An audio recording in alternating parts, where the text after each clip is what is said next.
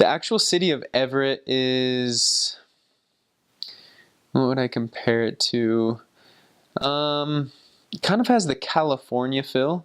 No, I mean like kind of like the city, not like downtown LA, big buildings, but it's more of like the city, a lot of apartments, um, a lot of people, um, and obviously a lot of people work at Boeing. That's like one of the main employers there in Everett.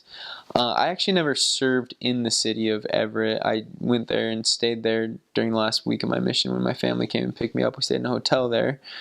But just very cultural. There's a very good cultural blend. You've got a lot of Asian people. You've got a lot of Hispanic people.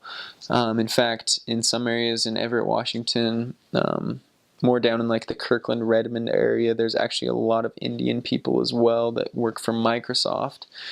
The cities are drastically different in the mission. Mount Vernon, which is up north, about an hour south of the border, is about 70. No, not 70. That's probably the highest estimate I've heard, but I've heard anywhere from 30 to 70% Hispanic. It feels like 90 because all the people you see walking on the streets are Hispanics. They love to walk and get out and be social. And all the white people are just driving in their cars. So that's kind of cool. And that area is actually very open.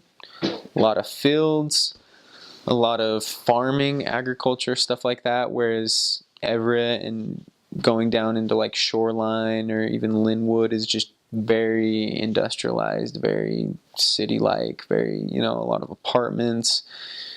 You can hardly ever find a place where there's an open field. But up in Mount Vernon and even in Marysville, you get a lot of open fields. So that's kind of the feel. And down in Kirkland, Redmond's a wealthier area. You've got very nice, beautiful like trees that just line the streets. Very well kept. Everett's a little bit more of the city feel, a little more, you get a little dirty a little bit. So I guess it just varies according to what city you're in.